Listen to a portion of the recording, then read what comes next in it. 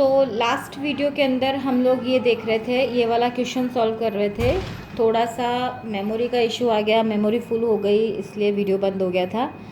अभी मैं आपको वापस से यहाँ पर बताती हूँ which is most reactive metal. तो देखो हम लोगों को यहाँ पर पता है कि आयरन, कॉपर, जिंक और सिल्वर, इनके अंदर सबसे ज़्यादा रिएक्टिव जो है वो है आयरन या फिर जिंक, क्योंकि ये हमारी रिएक्टिव सीरीज़ के अंदर देखो आयरन और जिंक जो है वो लगभग सेम ही उस पर आते हैं। आयरन और जिंक जो है वो लगभग सेम आगे पीछे ही आ रहे हैं। तो ऐसा कोई मेटल जो कि आयरन को भी डिस्प्लेसमेंट कर दे, ठीक है ना, जो आयरन के साथ डिस्प्लेसमेंट रिएक्शन दिखा दे, यानी कि वो काफ़ी रिएक्टिव होगा, आयरन से भी रिएक्टिव होगा वो, ठीक है। तो बी जो है वो सबसे ज़्यादा रिएक्टिव हो जाता है। सेकंड क्वेश्चन था what you observe if B is added to a solution of copper sulphate. अब देखो हमने यहाँ पर देखा है कि आयरन जो है उसके साथ भी बी जो है वो डिस्प्लेसमेंट की रिएक्शन दिखा रहा है। तो कॉपर सल्फेट जो है वो तो रिएक्टिव सीरीज़ में आयरन से भी काफ़ी नीचे है, तो यानी ये कॉपर सल्फेट के साथ तो ज़रूर ही डिस्प्लेसमेंट की रिएक्शन दिखाएगा। तो हम यहाँ पर लिख सकते हैं व्हाट यू ऑब्जर्व। तो हम क्या ऑब्जर्व करेंगे कि कॉपर सल्फेट का सॉल्यूशन जो है, ब्लू कलर का सॉल्यूशन था, वो कलरलेस हो जाएगा और यहाँ पर डिस्प्लेसमेंट रिएक्शन होगा, क्योंकि जो मेटल आयरन के साथ डिस्प्लेसमेंट रिएक्शन कर सकता है वो कॉपर के साथ तो डिस्प्लेसमेंट रिएक्शन ज़रूर करेगा, ठीक है ना। अब थर्ड है इसके अंदर arrange the metal A B C and D in the order of decreasing reactivity. तो डिक्रीजिंग रिएक्टिविटी यानी जो सबसे ज़्यादा रिएक्टिव है वो इसके अंदर हमको सबसे पहले क्या समझ में आ गया, सबसे ज़्यादा रिएक्टिव कौन है, बी है, फिर ठीक है।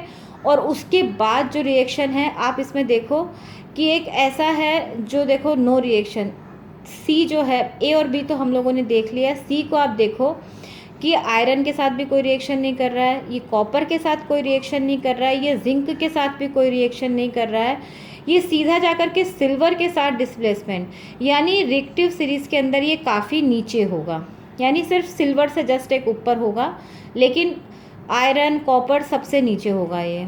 और डी जो है वो तो सबसे लेस रिएक्टिव है, क्योंकि ये किसी के साथ भी कोई रिएक्शन नहीं कर रहा। तो हम सबसे पहले अगर लास्ट से लिखना शुरू करें ना, तो सबसे कम रिएक्टिव है। अभी हमारे इसके अंदर अगर डिक्रीजिंग में लिखना है तो हम डिक्रीजिंग के अंदर क्या लिखेंगे, इसके अंदर डिक्रीजिंग में हम लिख देंगे सेकंड क्वेश्चन का, इसके अंदर डिक्रीजिंग में हम लिखेंगे कि बी जो है वो सबसे ज़्यादा रिएक्टिव है, उससे कम रिएक्टिव ए है, उससे कम रिएक्टिव सी है और सबसे लेस रिएक्टिव डी है, ठीक है। तो इस तरह से आपके क्वेश्चंस जो हैं वो एग्ज़ाम में आ सकते हैं। तो रिएक्टिव सीरीज़ ये आपको किससे पता चलेगा, रिएक्टिव सीरीज़ को आप पढ़िए, उसके अंदर से अंदाज़ा लगाइए और फिर आपको इसके अंदर आइडिया लगेगा कि क्या रिएक्शंस हो सकता है, ठीक है। अब जैसे इसके अंदर एक और ये वाला आपने किया हुआ है, आप कर सकते हो। What would you observe when zinc added to a solution of iron sulphate, write the chemical equation which take places. तो देखो जिंक जो है उसको आयरन सल्फेट में मिलाया हुआ है। रिएक्टिव सीरीज़ के अंदर आप देखो कि जिंक जो है वो आयरन से ऊपर आता है, आयरन से ऊपर जिंक है, तो यहाँ पर क्या होगा, जिंक जो है वो आयरन को डिस्प्लेस करेगा और रिएक्शन जो होगा वो आप खुद लिखिएगा। नेक्स्ट टॉपिक जो है वो इसके अंदर है मेटल्स एंड नॉन मेटल्स आपस में कैसे रिएक्ट करते हैं। तो देखो मेटल्स जो है ना, हम लोगों ने स्टार्टिंग में पढ़ा था कि मेटल्स जो है, metals are electropositive and non metals are electronegative, यानी ये पॉजिटिव होंगे और ये निगेटिव होंगे, यानी कि ये पॉजिटिव होंगे और ये निगेटिव होंगे, ठीक है। तो इससे हम समझ सकते हैं कि मेटल्स और नॉन मेटल्स आपस में जब भी रिएक्शन करेंगे तो इनके बीच में जो बॉन्ड बनेगा ना, तो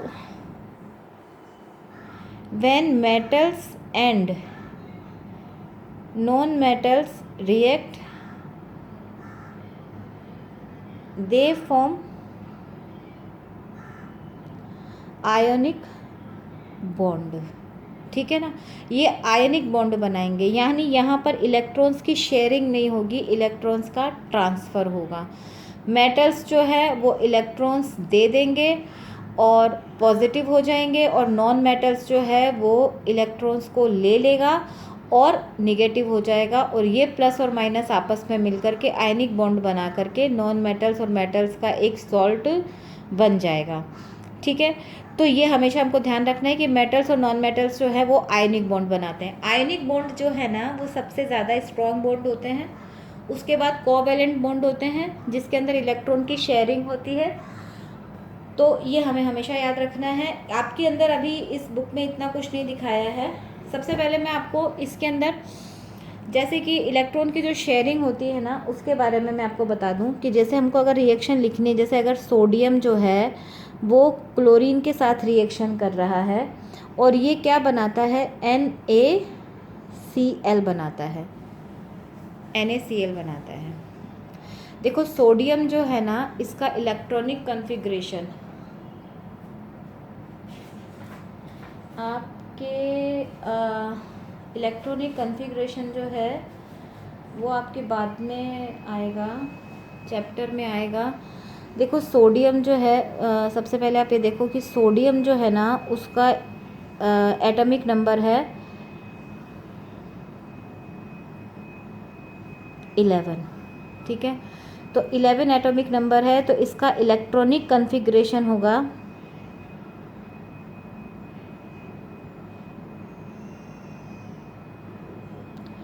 2, 8 और 1, यानी इसके आउटर मोस्ट के अंदर एक इलेक्ट्रॉन है। दूसरा है क्लोरीन। क्लोरीन जो है इसका होता है 17, इसका होता है 2, 8 और 7। तो इसके आउटर मोस्ट में 7 है और इसका 1 है। और स्टेबिलिटी के लिए हमको पता होता है कि आउटर मोस्ट में 8 या 2 इलेक्ट्रॉन्स होने चाहिए। तो ये एक इलेक्ट्रॉन देगा, ये एक इलेक्ट्रॉन ले लेगा। तो इनके अंदर क्या होगा कि जैसे हम इसको सोडियम जो है जब हम इनका इलेक्ट्रॉनिक डॉट स्ट्रक्चर बनाते हैं तो देखिए उसके अंदर से क्या होगा, या अगर मैं इसको समझाऊं कि देखो सोडियम जो है इसके अंदर 2, 8 और 1 था। अब ये सोडियम जो है ना एक इलेक्ट्रॉन को दे देगा और इसका 2 और 8 हो जाएगा। नाउ इट इज़ स्टेबल और इसके ऊपर एक पॉजिटिवली चार्ज आ जाएगा, ठीक है। और दूसरा है क्लोरीन जिसका कि 2, 8 और 7 होता है। तो ये क्या करेगा, क्लोरीन जो है वो एक माइनस ले लेगा, एक इलेक्ट्रॉन को इसमें से ले लेगा, ठीक है। तो इसके अंदर एक इलेक्ट्रॉन आएगा और ये क्लोरीन इलेक्ट्रॉन बन जाएगा और इसका हो जाएगा